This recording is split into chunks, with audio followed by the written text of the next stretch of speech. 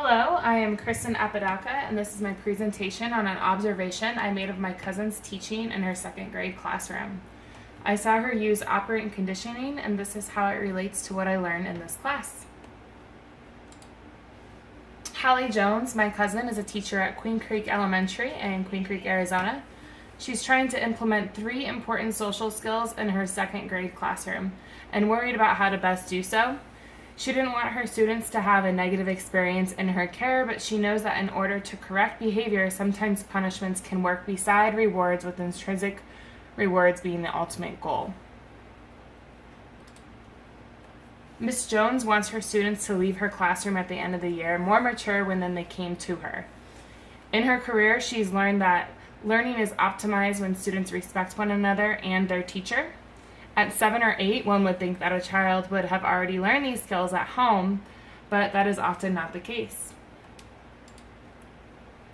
These are the 3 main social aspects that Ms. Jones is working on with her students this year: how to listen and what that looks like physically, how to show gratitude, for example, what words to use, and how to apologize, and to understand why you should be apologizing. The teacher I observed used a combination of shaping, positive reinforcement, and positive punishment to help accomplish these goals with her students.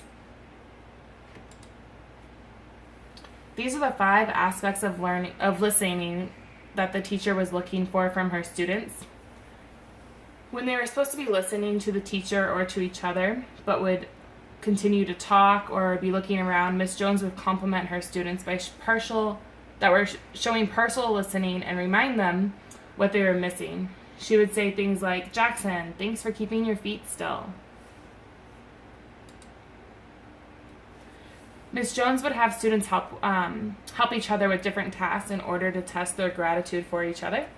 During a cleanup exercise, one student from each team was selected to return all the items they had used, and the other students told that student thanks.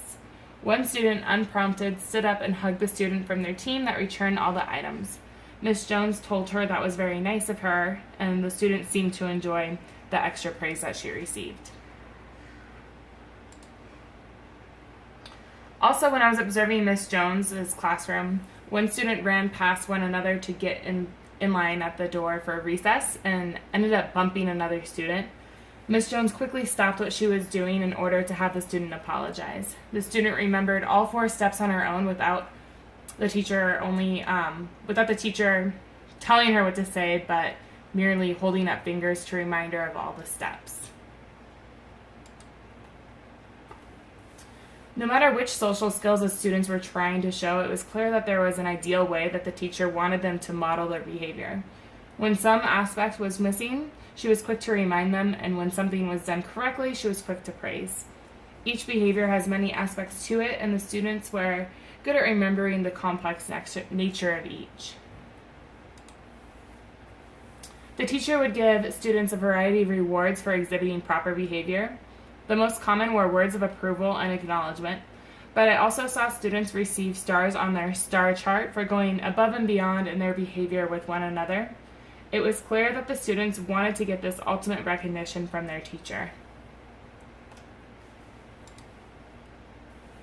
The teacher would interrupt and correct a student when they were not showing the right behavior for their circumstance, using sentences and phrases like, "What's missing from your listening right now?" or "Why are you sorry?" And "No, we don't do that."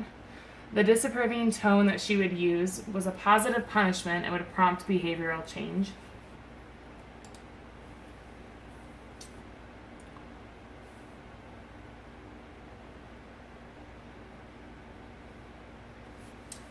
Hallie reports that many of her students greatly improved throughout the year. The basics of operant conditioning helped her students learn listening, showing gratitude, and apologizing. Students showed complex behaviors with multiple steps, and the teacher helped shape this behavior with a goal in mind.